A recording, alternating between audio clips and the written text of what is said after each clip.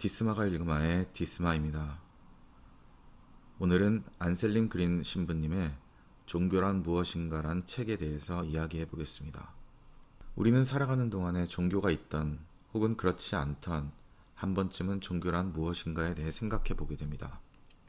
이런 고민과 생각이 믿음으로 향해 가는 출발점이라는 생각으로 이 책에서는 75가지의 질문을 통해 종교가 무엇인지에 대해 한 걸음 더 깊이 생각할 수 있는 길잡이와 같은 도서입니다. 저자인 안셀림 그린 신부님은 종교를 떠나 많은 저서를 남긴 작가로도 유명한데요. 가톨릭 안에서는 최고의 영성가 중 한 분으로 알려져 있습니다. 이 책은 그분의 여러 다른 저서들과는 다르게 하느님, 예수님, 인간, 신앙, 성경, 교회, 죽음, 그리고 실천이라는 8가지의 큰 틀 안에서 누구나 궁금해하는 종교에 대한 질문을 던지고 있습니다. 혹시라도 안셀림 그린의 다른 저서를 편하게 읽은 적이 있는 분들이라면 이 책이 상당히 다른 느낌이라고 생각할 수 있겠는데요. 이 책에서는 이야기하고 있는 질문들에 대해서 안셀림 그린 역시 모든 질문들을 이해하지 말라고 책의 서두에서 이야기하고 있습니다. 즉, 이 책은 그만큼 읽기 쉽지 않은 책이란 뜻이겠죠. 평소에 새 책을 펴면 시간이 허락하는 경우 마지막 페이지까지 쉽게 읽어가는 습관을 가지고 있는 저도 이 책의 마지막 장을 보기 위해서는 약 한 달이라는 시간을 보내야 했습니다. 완독하기가 쉽지 않은 이 책을 첫 번째로 소개하게 된 이유는 읽고 난 뒤에 밀려오는 풍성한 깨달음 때문이라고 말씀드리고 싶습니다. 언젠가 당신이 이 책을 읽게 된다면 당신은 75권의 책을 통한 감동과 지혜를 얻을 수 있을 거라 확신합니다. 이 책을 읽을 때 저는 한두 페이지로 요약된 질문들을 붙잡고 많은 생각과 고민을 하며 시간을 보냈지만 영상에서는 8개로 나눠진 주제별로 이야기해 보도록 하겠습니다. 제1장 하느님. 하느님의 존재는 우리의 이성과 논리로는 증명할 수 없습니다. 기본적으로 하느님의 존재 증명은 신앙을 더욱 견고히 하는 보조 역할을 할 뿐이며 수학적 정확성과 물리학적 검증이 있을 수는 없습니다. 이러한 문제를 두고 작가는 하느님의 존재 증명은 논리적으로는 할 수 없는 것이며 만일 하느님의 존재를 논리적으로 증명할 수 있다면 이 세상의 모든 이성적인 사람들이 하느님을 믿을 수밖에는 없다고 이야기하고 있습니다. 실제적으로는 그렇지 않죠. 믿음이 하느님으로부터 온다는 것을 어떻게 설명해야 될지는 모르겠지만 각자에게 찾아오신 하느님을 만난 경험을 한 사람들은 사실 논리적 설명이 필요하지 않은 믿음을 가지게 되는 것이라 생각합니다. 그러면 어떻게 하느님의 현존을 체험한 사실을 전할 수 있을까? 이런 체험은 다른 사람에게 증명할 수 없으며 단지 증언할 뿐입니다. 개인적으로 하느님을 체험하고 바뀐 삶의 모습은 세상의 도덕적 기준으로 비추어 볼 때 자기 성찰을 통한 변화된 삶과 크게 다른 모습으로 보이지 않을 수 있습니다. 또한 성경 속에서 나오는 역사적 사건들은 그것을 빗대어 하나님의 현존을 말하곤 하는데요. 이건 역시 우리나라를 포함한 대부분의 나라들에서 나오는 신격화된 왕들과 그들의 기적 같은 역사 기록이나 비유와 과장으로 이루어진 것과 크게 다르지 않다고 생각합니다. 그리고 정치, 사회적 사건들이 기도를 통해 해결이 되었다고 말하는 것들도 결과적으로는 여러 가지 복잡한 현실적인 복선들을 통해 해결되었다는 접근이 훨씬 더 이해하기 쉽게 느껴집니다. 결국 하느님에 대한 체험은 무조건적인 믿음이 바탕이 되어야 접근이 가능한 부분입니다. 하지만 이런 무조건적인 믿음이 진정한 믿음이 되기 위해서는 무엇보다도 내 자신이 하느님과의 만남에 확신이 있어야 합니다. 이러한 명확한 경험이 없이 다른 사람의 경험이나 증언을 맹신할 때에는 잘못된 믿음이 생길 수도 있습니다. 하느님의 존재 자체는 허구나 상상이 아니지만 하느님과의 진정한 관계를 만들지 못한 사람들은 반복된 교육이나 습관적인 기도 등을 통해 내 안에 실존하지 않는 믿음을 스스로 만들어내고 맹신하는 잘못된 믿음 생활을 할 수밖에 없습니다. 하느님은 끊임없이 우리와 관계하고 계시지만 한편으로는 모든 만물을 초월하시기 때문에 하느님에 대한 믿음은 내가 만들어가는 것이 아니라 나에게 주어지는 것임을 알아야 합니다. 하지만 사도 바오르는 우리의 이성으로 하느님을 알아볼 수 있다고 확신하고 로마서 1장 20절을 통하여 이렇게 이야기합니다. 세상이 창조된 때부터 하느님의 보이지 않는 본성, 곧 그분의 영원한 힘과 신성을 조물을 통하여 알아보고 깨달을 수 있게 되었습니다. 앞서 말한 듯이 우리는 이성으로는 하느님을 알아갈 수 없지만 믿음 안에서 우리는 이성적 행동과 관찰을 통해 하느님을 알아갈 수 있습니다. 이런 과정을 통해 우리가 느끼는 하느님은 다양한 모습으로 존재하게 됩니다. 하지만 이런 여러 다양한 하느님의 상은 우리의 바램으로 형상화된 모습일 뿐입니다. 우리에게 허락된 부분을 통한 일부분을 통해 만나게 되는 하느님을 통해 사람들은 하느님의 존재를 가늠할 수는 없습니다. 이런 점을 고려한다면 그리스도인으로서 하느님이 어떤 분인지 답하기 위해 다른 종교의 관점을 존중하고 이해해야 합니다. 우리가 바라보고 이해하는 하느님께서 다른 모습으로 존재하실 수 있음을 이해하고 다양한 종교의 신들의 모습이 하느님의 모습의 일부일 수 있다는 것을 생각해 본다면 예수님께서 말씀하신 사랑의 실천을 이루어가는 과정에 도움이 될 것입니다. 이러한 과정에 있어서 우리는 겸손해야 합니다. 예수님께서 전해주신 하느님의 모습은 모든 종교가 가지고 있는 신에 대한 바램을 채우고 있습니다.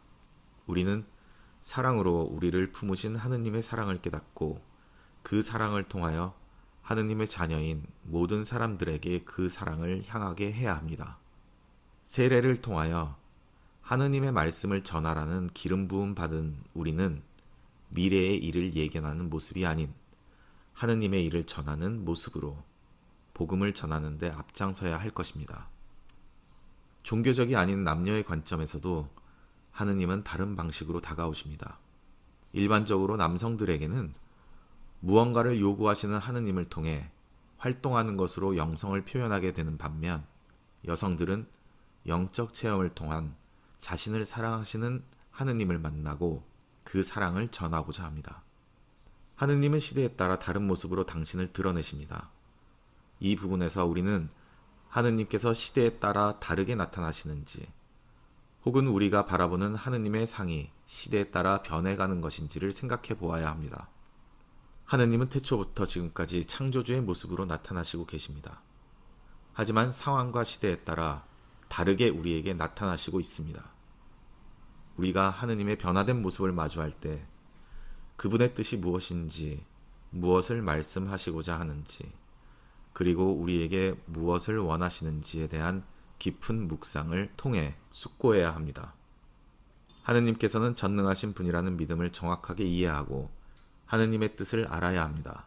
흔히 우리는 전능하다는 의미를 철학적 개념으로 생각합니다.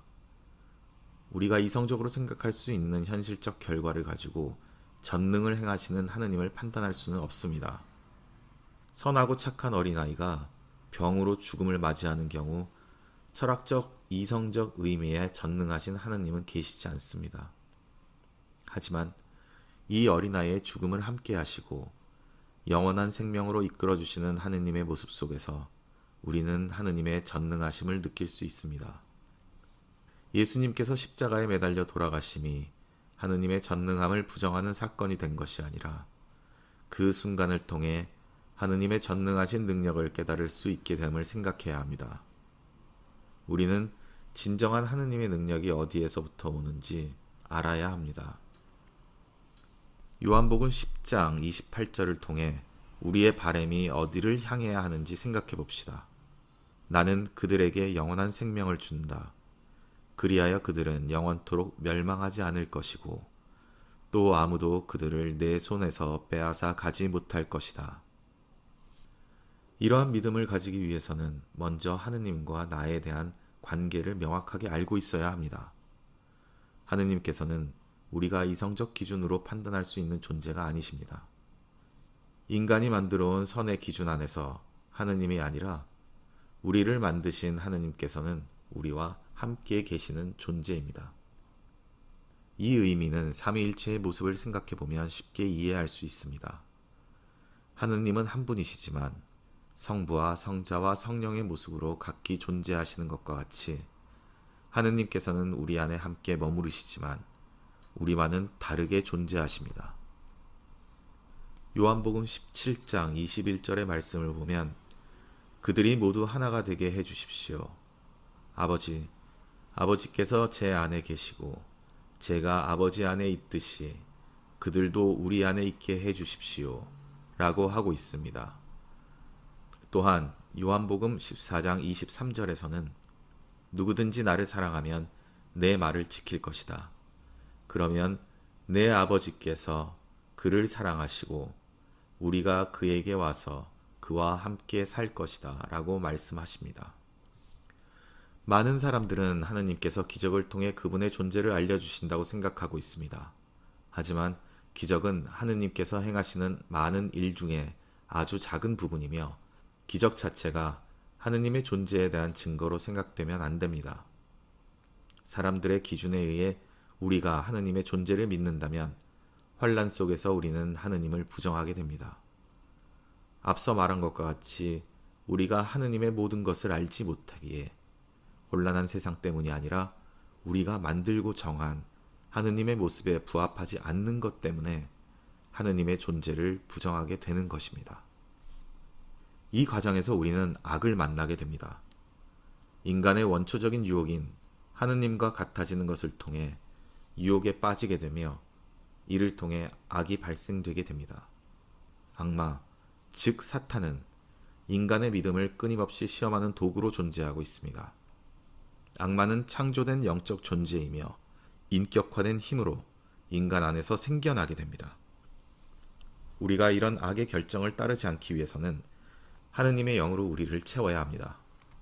우리가 느끼는 세상에서의 어려움은 하느님의 벌이라고 생각하면서 악을 마음에 품는 일을 하지 말아야 합니다. 하느님께서는 우리에게 주어진 어려움 속에서도 우리를 위한 계획을 가지고 계신 분이십니다. 마르코 복음 14장 36절에서 아버지께서는 무엇이든 하실 수 있으시니 이 잔을 저에게서 거두어 주십시오 하고 기도드렸습니다.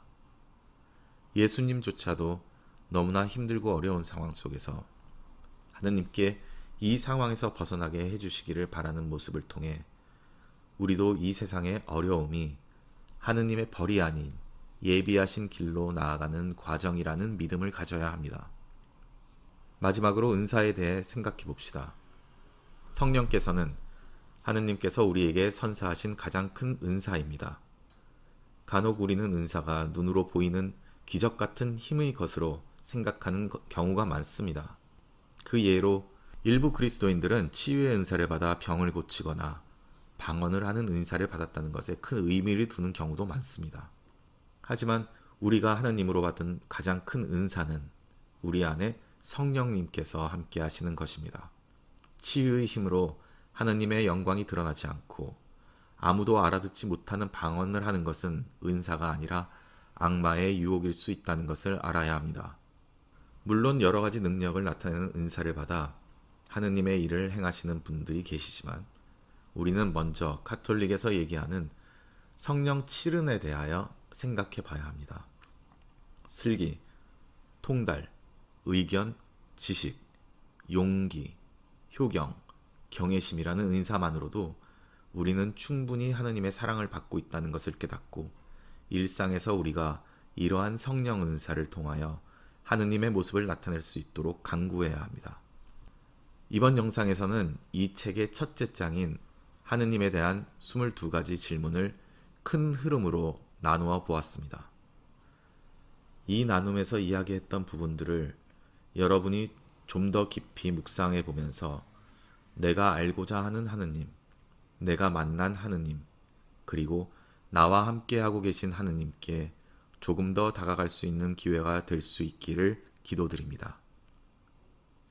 히브리서 11장 6절의 말씀입니다. 믿음이 없이는 하느님 마음에 들 수 없습니다. 하느님께 나아가는 사람은 그분께서 계시다는 것과 그분께서 당신을 찾는 이들에게